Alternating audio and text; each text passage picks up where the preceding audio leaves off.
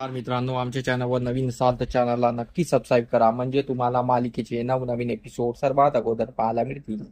तर तुला शिकवीन चांगलाच धडा या मालिकेमध्ये काय घडलं ते आपण बघणार आहोत. इकडे शिवानी आणि ओंक्या अधिपतीच्या ऑफिसमध्ये आलेले असतात. तर शिवानी अधिपतीची खूप थट्टा करत असते आणि शिवानी बोलते की भाऊजी, तुम्ही आजच्या आज अक्षरा वहिनीला भेटा आणि अक्षरा वहिनीला घरी घेऊन या.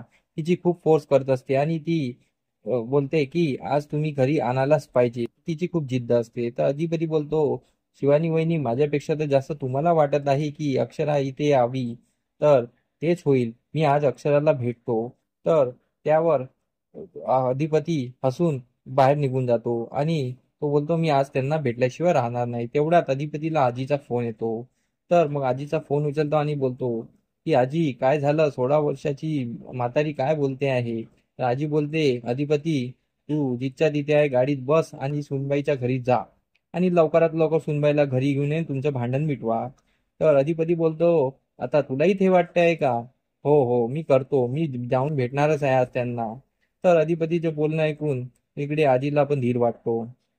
इकडे चारुवासच्या रूम मध्ये भुवनेश्वरी आलेली असते आणि ती ते बनावटी कागदपत्र, डिवॉर्सचे पेपर घेऊन आलेली असते.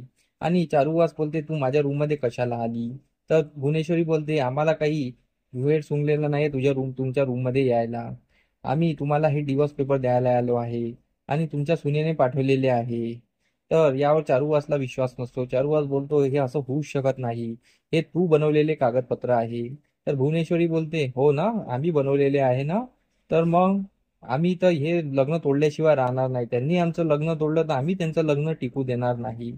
तर चारुवास बोलतो की मी तिच्या पाठीशी आहे. तुझा तिच्याशी काय वैर आहे? तुला जे पाहिजे ते घे आणि तुला प्रॉपर्टी पाहिजे प्रॉपर्टी घे, पण तिला सोड. तुला मला जितका त्रास त्रास द्यायचा आहे तेवढा दे, पण तिला नको देऊ. तर भुवनेश्वरी बोलते की नाही, आमचं त्यांनी लग्न मोडलेलं आहे आणि आम्ही तिला त्रास देणारच.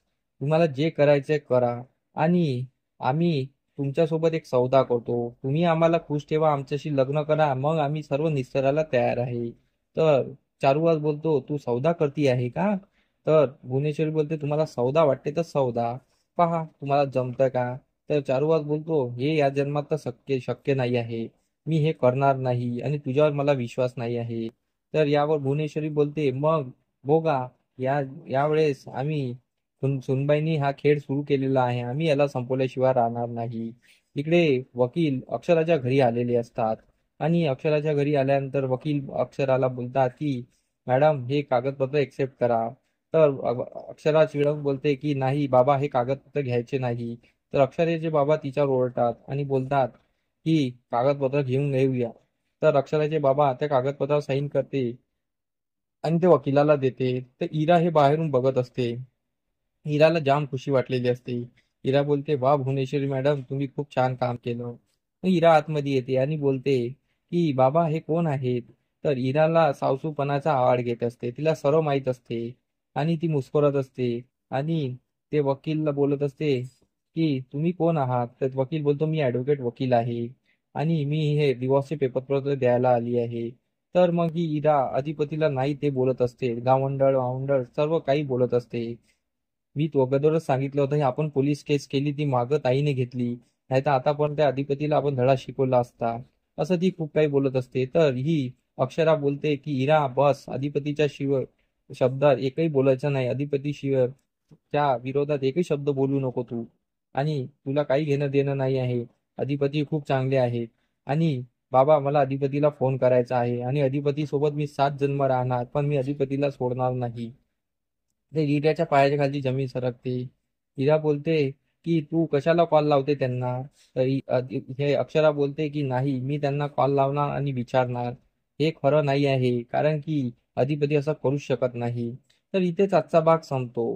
तर आमचा एपिसोड कसा वाटला आम्हाला कमेंट करून नक्की सांगा. धन्यवाद. मंडळी, तुम्हाला आमचा व्हिडिओ कसा वाटला हे आम्हाला कमेंटद्वारे नक्की कळवा. तेव्हा आम्ही तुमच्या प्रतिसादाला उत्तर नक्की देऊ आणि आमचे व्हिडिओ बघत राहा. आमचा व्हिडिओ किती छान वाटतो हे आम्हाला कमेंटमध्ये नक्की सांगा. धन्यवाद.